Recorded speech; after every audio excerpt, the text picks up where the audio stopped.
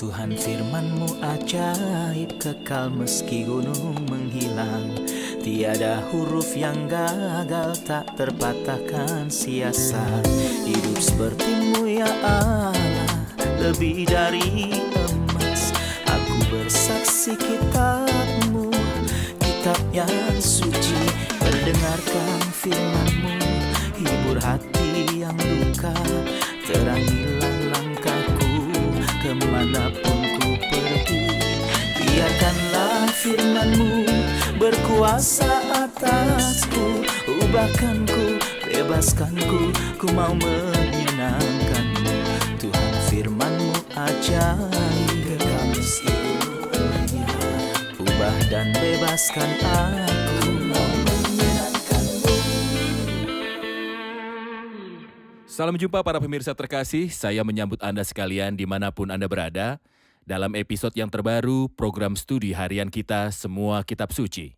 Saat ini kita masih mempelajari Injil Lukas pasalnya yang keempat. Dan hari ini kita akan melanjutkan pasal 4 dari ayat 31 sampai ke akhir pasal. Untuk memulai izinkan saya untuk menyambut tamu kehormatan yang telah hadir di studio, hamba Tuhan Yosef Riyad. Selamat datang Saudara Yosef. Selamat datang Saudara Riyad. Juga hadirin yang telah hadir di studio, selamat datang. Saudara Yosef, sebelum kita memulai pelajaran kita di ayat 31, bagian kedua dari pasal ini, kita ingin melihat lagi bagian sebelumnya dari ayat 1 hingga ayat 30. Di bagian sebelumnya kita berhadapan dengan dua ide. Godaan Kristus oleh setan di padang gurun dan juga di gunung yang tinggi. Dan juga di atap bait suci. Kemudian untuk pertama kalinya setelah memulai pelayanan, dia memasuki sinagoga Nazaret dan berkhotbah. Ia membaca dari Yesaya 61 dan berbicara tentang kasih karunia yang untuk semua bangsa di dunia, tetapi orang-orang Yahudi menolak itu. Apa yang mencolok di sini dalam godaan adalah bahwa pencobaan terakhir yang setan tantang pada Kristus adalah untuk melemparkan dirinya sendiri. Kemudian di sinagoga Nazaret, si jahat mencoba menjatuhkan Kristus. Jadi iblis menggodanya untuk menjatuhkan dirinya. Tentu saja Kristus menolak si jahat, ingin menjatuhkan Kristus. Tentu mereka tidak bisa karena waktunya belum tiba. Tetapi seandainya mereka dapat melakukannya seperti yang mereka lakukan sebelumnya dengan Yusuf, mereka melemparkannya ke dalam sumur, lalu menjualnya dan mengirimnya ke Mesir. Tapi apa ada yang bisa mengubah tujuan Tuhan dalam hidup Yusuf? Apalagi tentang Tuhannya Yusuf, yaitu Kristus. Sebenarnya Kristus memiliki rencana ilahi. Dia berjalan terus menuju salib untuk memenuhi kehendak Tuhan. Baik, terima kasih Saudara Yosef. Mari kita baca dari ayat 31 sampai 37. Kemudian Yesus pergi ke Kapernaum, sebuah kota di Galilea, lalu mengajar di situ pada hari-hari Sabat. Mereka takjub mendengar pengajarannya, sepasal perkataannya penuh kuasa. Di dalam rumah ibadat itu ada seorang yang kerasukan setan, dan ia berteriak dengan suara keras. Ia berkata, "Hai engkau, Yesus orang Nazaret, apa urusanmu dengan kami? Engkau datang hendak membinasakan kami? Aku tahu siapa engkau, yang kudus dari Allah." Tetapi Yesus menghardiknya katanya, "Diam, keluarlah daripadanya." Dan setan itu pun menghempaskan orang itu ke tengah-tengah orang banyak, lalu keluar daripadanya, dan sama sekali tidak menyakitinya. Dan semua orang takjub lalu berkata seorang kepada yang lain, katanya, "Alangkah hebatnya perkataan ini." Sepasal dengan penuh wibawa dan kuasa, ia memberi perintah kepada roh-roh jahat dan mereka pun keluar. Dan tersebarlah berita tentang dia kemana-mana di daerah itu.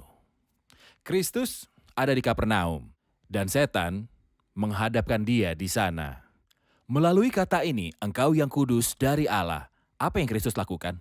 Pertama-tama Saudara Ayat, saya ingin mengangkat kenyataan bahwa Kristus yang berkhotbah di Nazaret sebagai pribadi yang dikirim untuk menyembuhkan orang yang patah hati. Di sini ia lakukan hal yang sama di Kapernaum, sinagog Kapernaum.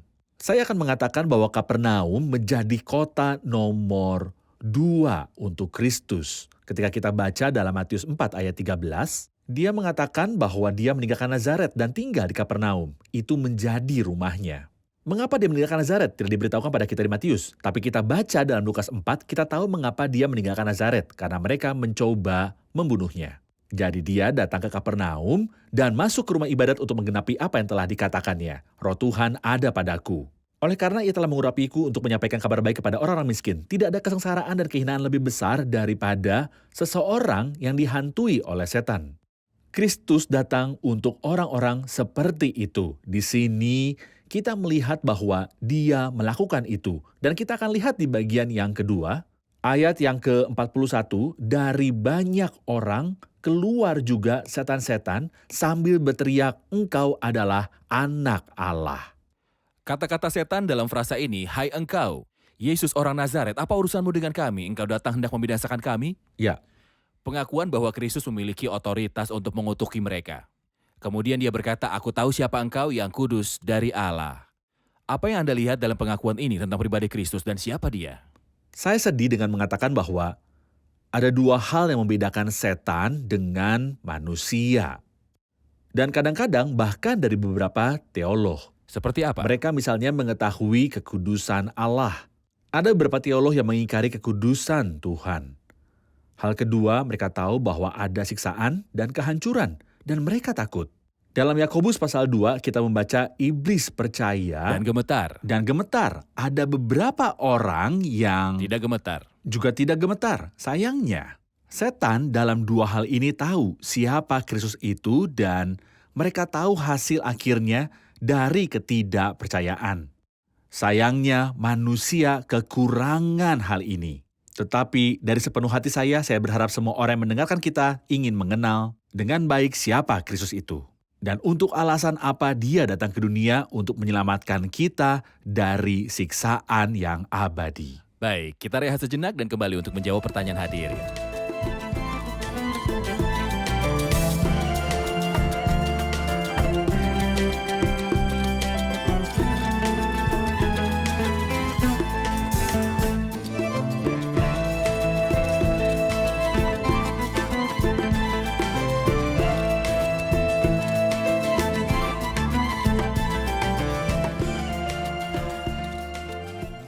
Dalam ayat 35, tetapi Yesus menghardiknya, katanya, "Diam, keluarlah daripadanya." Apakah kita memahami dari sini bahwa Yesus tidak menyetujui kata-kata setan?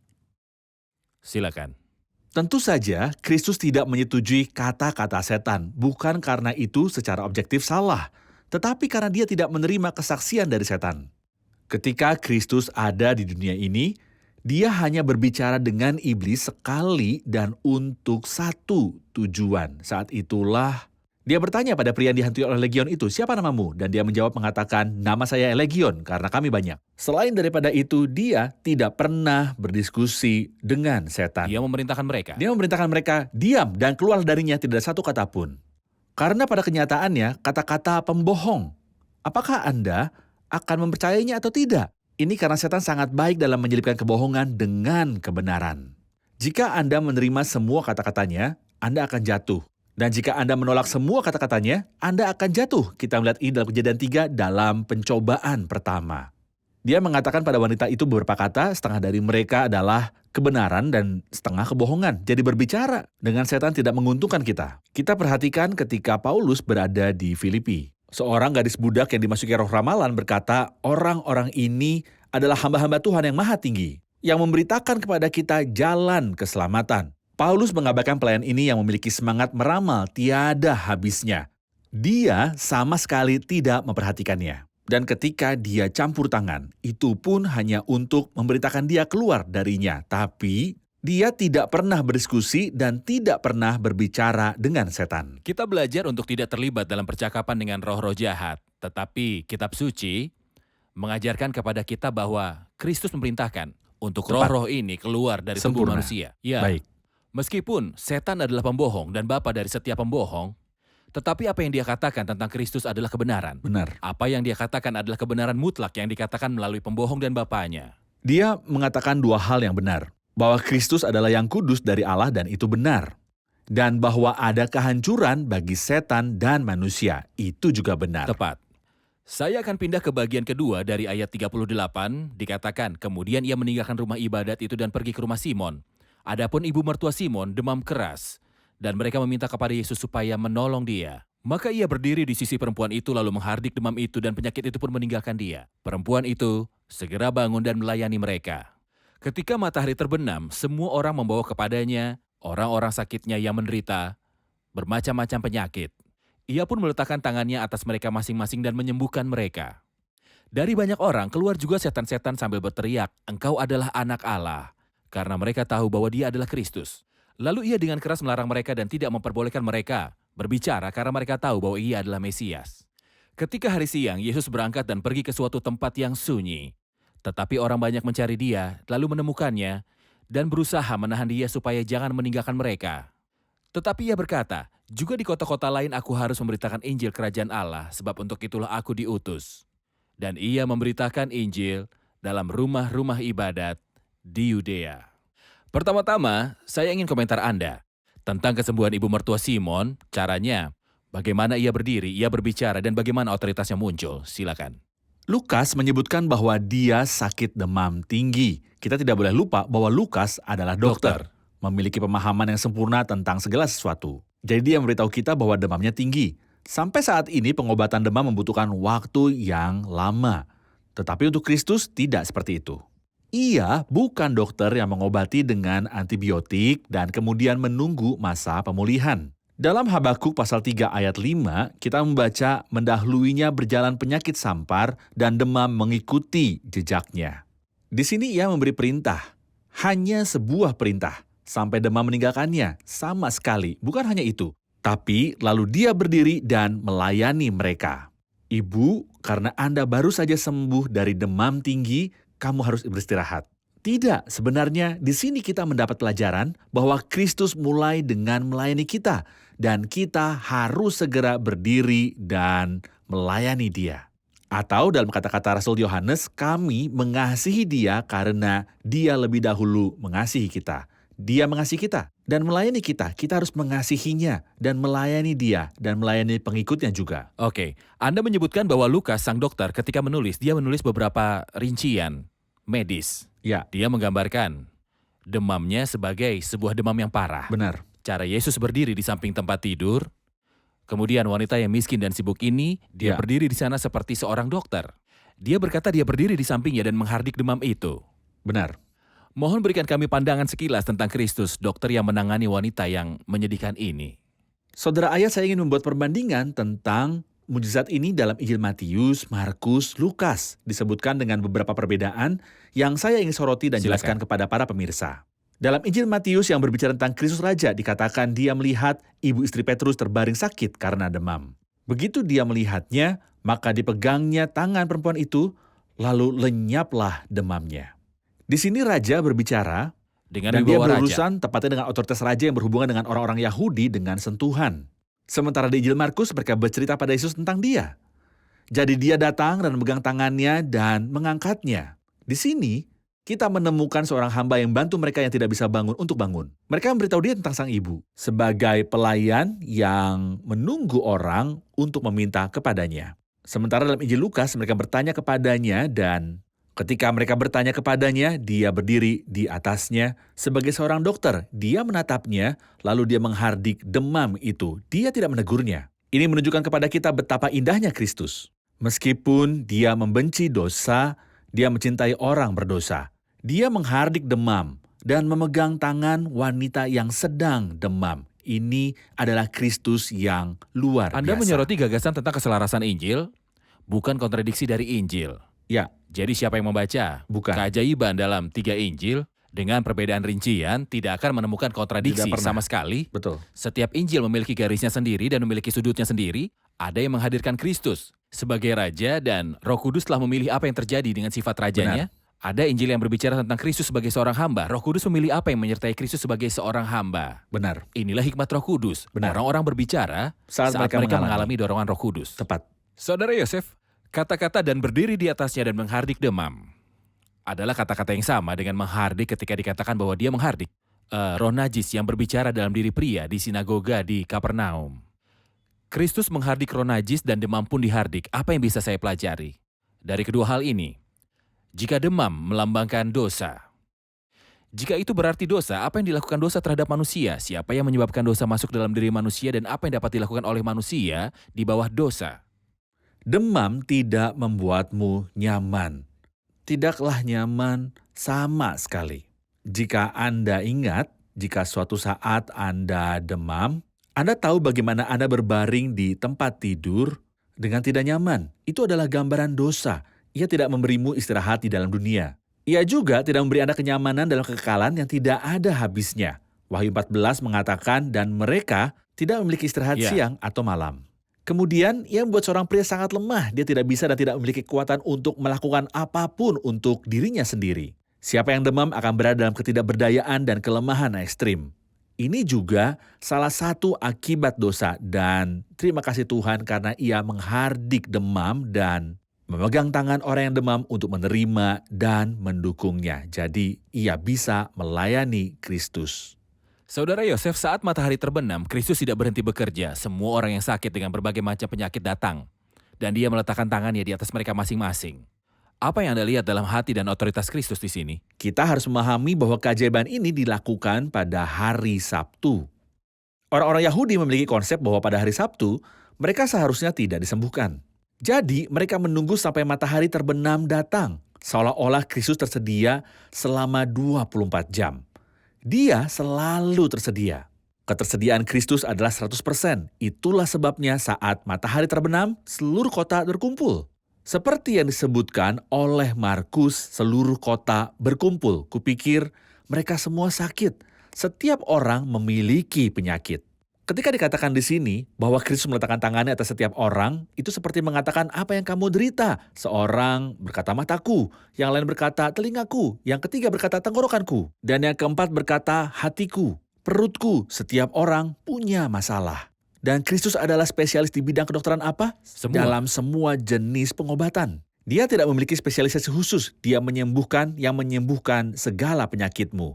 Jadi seluruh kota datang saat matahari terbenam dan dia, segala kemuliaan baginya telah meletakkan tangannya di atas mereka masing-masing dan menyembuhkan mereka semua. Betapa indahnya Kristus ketika dia ada di bumi yang berjalan berkeliling sambil berbuat baik dan menyembuhkan semua orang yang dikuasai oleh iblis. Terima kasih, kita rehat sejenak dan kembali untuk menjawab pertanyaan hadirin.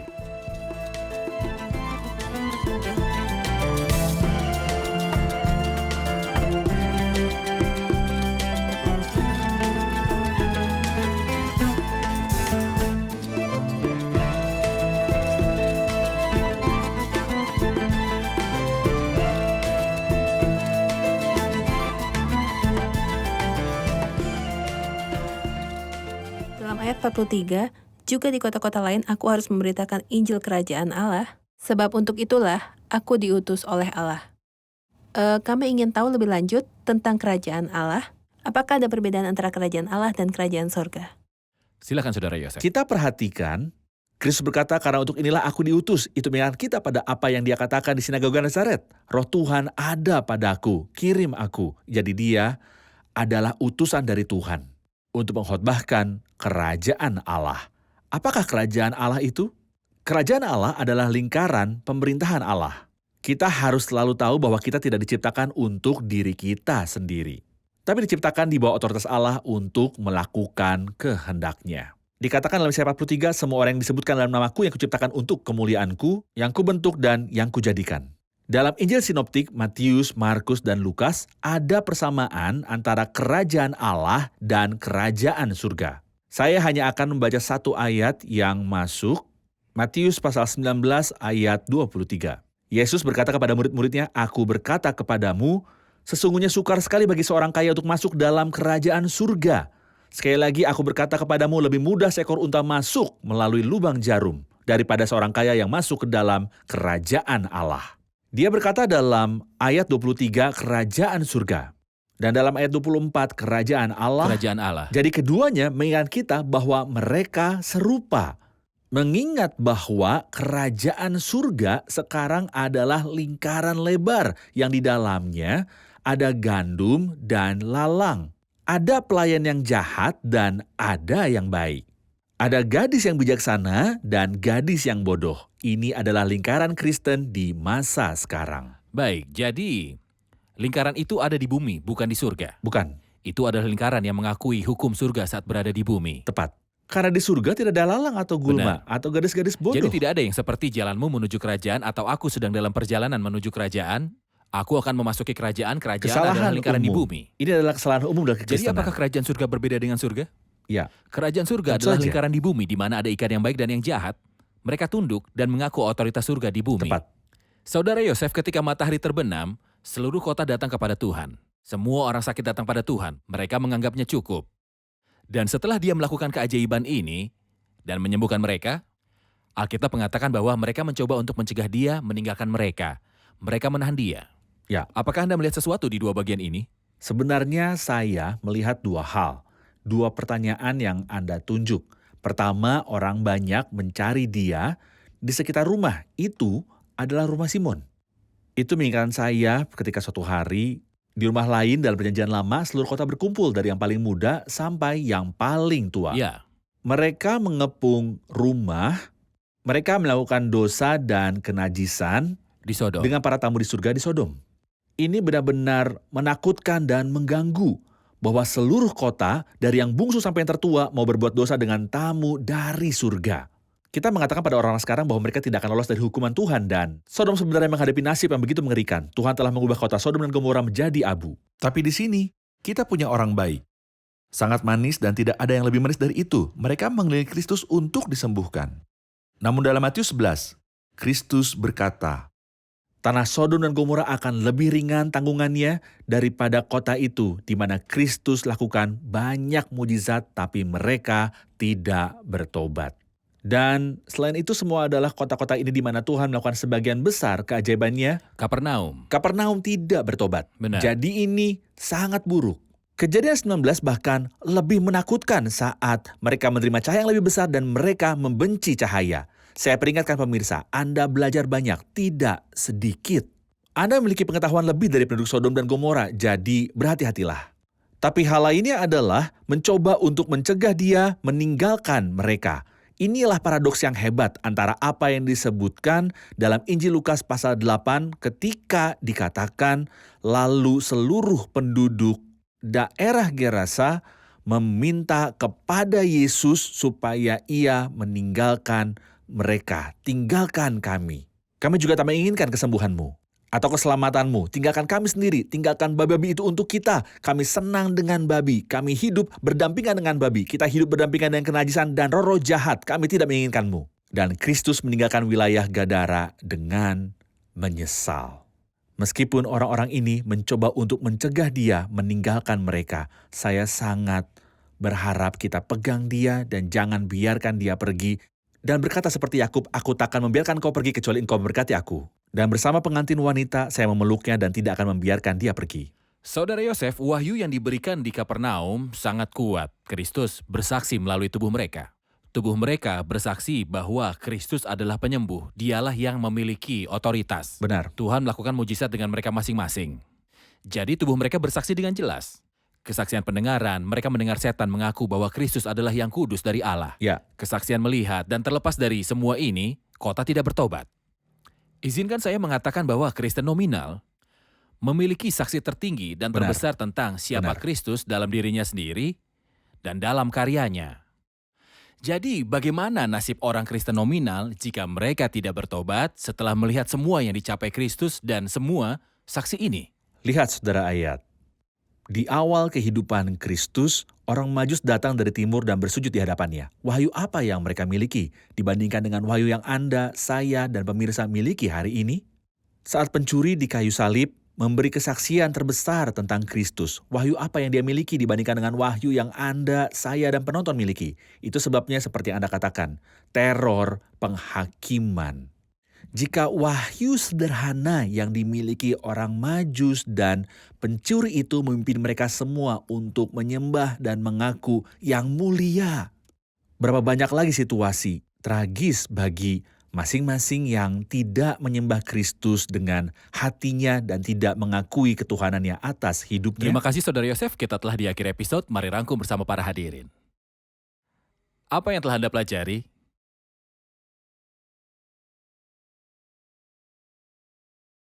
Kita melihat Kristus yang datang ke rumah Simon dan pertama kali melayani ibu mertua Simon. Kemudian segera dia bangkit dan melayani Kristus dan murid-muridnya. Kita belajar bahwa Kristus mengasihi dan melayani kita terlebih dahulu dan bahwa kita harus melayani dia. Kami melihat bahwa kerajaan surga tidak ada di surga. Ini adalah lingkaran di bumi, lingkaran lebar yang Kristen. Saat ini di mana ada lalang dan gandum, perawan bijaksana, dan gadis-gadis bodoh. Sempurna. Kita melihat bahwa setan dibedakan dari banyak orang melalui dua hal. Mereka percaya bahwa Kristus itu kudus, dan juga percaya bahwa ada kehancuran dan siksaan. Setan-setan itu percaya dan gemetar. Banyak manusia mungkin tidak seperti mereka. Namun Kristus tidak mau menerima kesaksian dari mereka semua. Terima kasih, Tuhan memberkati. Terima kasih Saudara Tuhan Yosef, memberkati Tuhan Anda. memberkati. Pemirsa terkasih, kita belajar di episode hari ini bahwa Kristus di Kapernaum mulai menjelaskan apa yang telah dia bicarakan sebelumnya tentang misinya di sinagoga Nazaret. Dia pergi ke yang membutuhkan. Dia pergi ke yang celaka. Dia pergi ke orang miskin, kepada yang berkekurangan. Dia tiba di rumah ibu mertua Simon.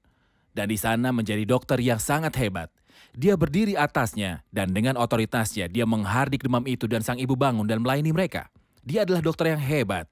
Dan juga di dalam dia ada pengobatan untuk semua pasien di kota. Dia berbicara kepada semua orang. Dia tersedia untuk semua orang. Dan dia pun tidak berhenti bekerja saat matahari telah terbenam. Kristus tersedia sepenuhnya bagi semua orang yang membutuhkannya. Pemirsa terkasih, Kristus datang untuk menghibur. Dia datang untuk menyemangati dan dia datang untuk menyelamatkan. Anda yang membutuhkan penghiburan, dorongan, dan keselamatan, tidak ada keselamatan jauh daripada Kristus. Tidak ada penghiburan jika jauh daripada Kristus. Dan tidak ada kelegaan jika jauh dari Kristus. Temui dia dan terimalah dia sebagai juru selamatmu. Pemirsa terkasih, sampai jumpa di episode selanjutnya. Tuhan menyertai.